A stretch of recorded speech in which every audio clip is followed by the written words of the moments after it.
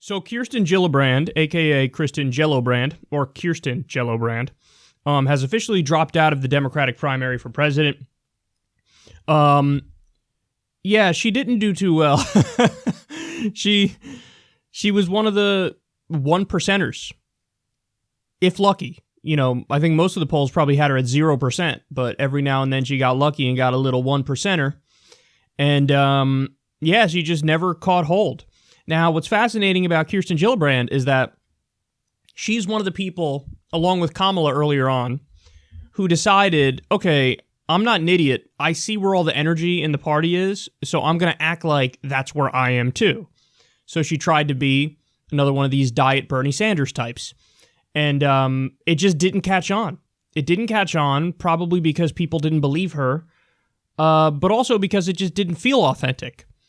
I mean, I'm not sure if you talk to your average voter that they would know the details of Kirsten Gillibrand's record, but it definitely just didn't feel authentic. It felt forced. And I'm telling you, man, we're in a new political era where really the more anti-establishment you are, the more anti-corruption you are, the more rough around the edges you are, the better off you are. You know, there was a time back in the day when a candidate like Bernie Sanders legitimately wouldn't catch on, but in today's day and age, he's everybody's cup of tea for understandable reasons. You know, so let me play you Kirsten Gillibrand's dropout video here, and then we'll come back and talk a little bit more about her campaign. Hey everyone, I wanted you to hear it from me first, that after more than 8 incredible months, I'm ending my presidential campaign. I know this isn't the result we wanted. We wanted to win this race. But it's important to know when it's not your time, and to know how you can best serve your community and country. I believe I can best serve by helping to unite us to beat Donald Trump in 2020. During this campaign, I've met some of the most inspiring, brave people all across this country, from Iowa to New Hampshire, from Georgia to Michigan. You had me in tears when you're talking about the disabilities. I will make sure your voice is heard. I promise. Thank you. Thank you. First and foremost, I want to thank you from the bottom of my heart for everything you've done for this team. Thank you for volunteering, donating, and committing to our campaign. You're kicking butt every single day. Thank you for sharing your stories with me. Thank you for opening up your living rooms, breweries, and cycling studios. Thank you for inspiring me and joining me in fighting for our future. Do you feel strong? I think you should. You stood true to your ideals, your values, and what you stand for. I am so proud of this campaign and everything that we've achieved. So when someone says white privilege, that's all they're talking about, is that his whiteness will mean that a police officer might give him a second chance. Together, we've taken on the fights others wouldn't. We've led the fights that we can't afford to lose for women and families, and moved the entire field along with us. We've put the civil rights of women front and center, and never back down when it comes to valuing them. We have moved the needle on fighting for families and their economic security, bringing issues like paid family leave from the back burner to the presidential debate stage. And we've shown the country what a real plan to combat political corruption looks like, to take on greed and solve some of the biggest problems facing our children's future, like gun violence and global climate change. And of course, we've had a lot of fun along the way. Our work is not done, and we have a clear mission in front of us. We have to defeat President Trump, flip the Senate, and elect women up and down the ballot. I can't wait to keep speaking out, marching, and fighting with you. Together, we will make people's lives better, no matter who you are, where you live, or who you love. And I know that together, we will win this fight. Thank you so much for everything, and I'll see you soon. I swear, the first candidate to drop out and not have goofy music behind them, I will love them like 1,000 times more. Because this is a thing. This is what they do. and just for the record, all these people have these massively overpaid strategists and staffers that are part of the Democratic establishment, and that's their contribution. Their contribution is like, well, come on now, we got to be serious candidates when we drop out. So make sure you put the music in the background. Have you done it? Have you put the music in the background? All right, we're good, guys. We're good. See, now we appear like serious people. It is no longer the 1980s and the 1990s. You could stop with the silliness. We hate it. It's so annoying. So, all right, what's she most known for in this campaign? Well, the highlights, in my mind, are, first and foremost, she failed to attack melting brain Joe Biden, and when everybody else was dunking on him. I remember this very clearly. We covered it. It was one of the debates, probably the last debate. Everybody else was kind of getting their jabs in. Every now and then somebody would throw a haymaker, and it was landing. It was landing because Joe Biden is a shell of his former self.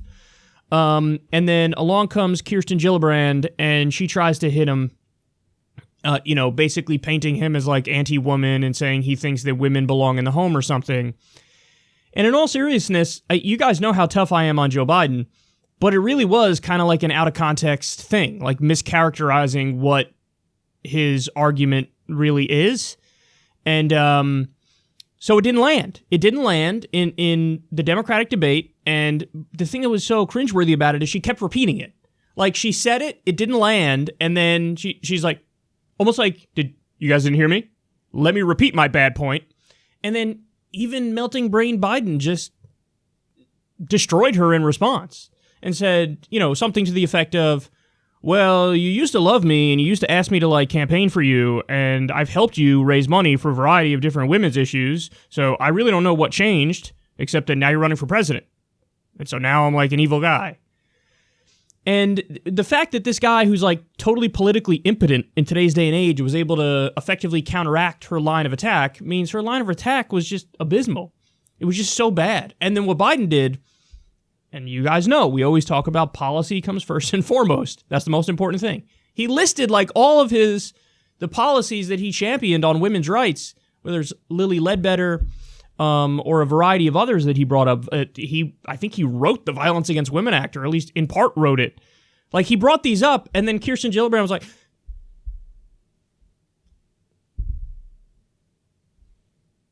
yeah, but you hate women. Everybody was like, ooh, come on, what are you doing? So, failing to attack Biden is pretty sad. Now, the other thing that caught my eye about her, she was like the only candidate to really dive headfirst into like the actual social justice warrior isms. And so she repeatedly brought up like white privilege on the campaign trail, probably brought up intersectionality among many other things. And it's like, who exactly are you appealing to when you do that? Like, what do you think? You say these buzzwords and all of a sudden your approval rating is going to shoot up like 12 points or something? Because that didn't happen. If anything, she became like the butt of many jokes on Twitter. And then also, she did a fundraiser with a big pharma executive as she's pretending like she's anti-corruption. That was a story that we covered because it was just, this is the kind of politician that she is.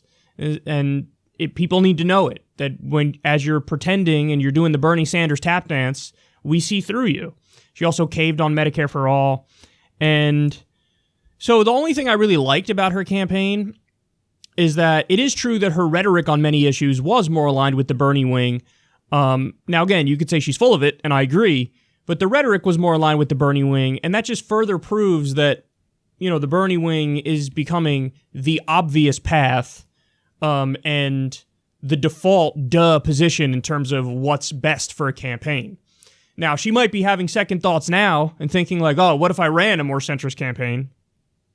But I guarantee you, if she ran a more centrist campaign, she would have caught on even less than she did. She wouldn't have even hit 1% in any of the polls. That's for damn sure. How do I know that? Look at these goofballs like Michael Bennett, for example. Look at John Delaney. Oh my God, John Delaney is so embarrassing.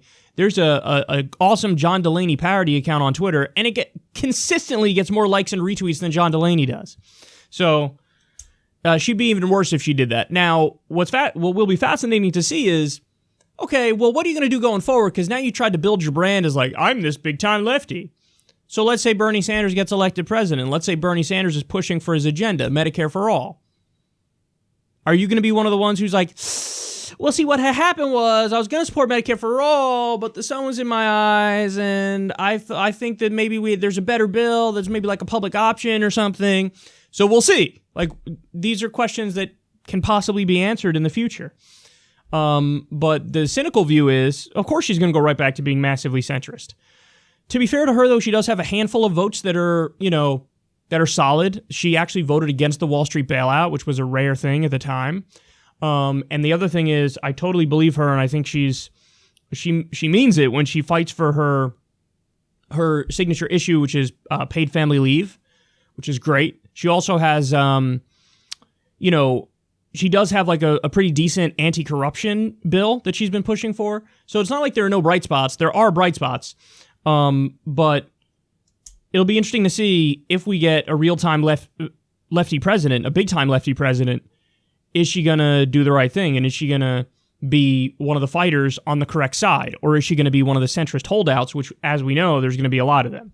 Because what happened was a lot of these Democrats have signed up for Bernie's Medicare for All bill because they see the public sentiment, they see the pressure, but then when push came to shove, they immediately abandon it. Whether it's Kamala Harris, who's telling it to big donors behind closed doors, oh, I'm not comfortable with Bernie's plan. Whether it's Tim Ryan, who argues against it vociferously when on stage with Bernie Sanders, but he's a co-sponsor to the bill. So it's just a mess, and Bernie's going to need to know how to break out that whooping stick and get everybody in line. But there you have it. Kirsten Gillibrand officially drops out after an abysmal showing. And some of these candidates now, we're slowly beginning to see who wants to save face and who's just flat out delusional. Because a lot of these early dropout candidates, they're trying to save face a little bit and go, like, almost act like, let me drop out and almost pretend like my presidential campaign didn't happen, and hopefully this doesn't harm my electability in a smaller market, like my respective state or a congressional district. But there are some people who just have, no shame. And they're not embarrassed, and they're incredibly delusional, and they think like, no, my day's coming, like John Delaney, for example. So another one bites the dust, and there will be many more that bite the dust.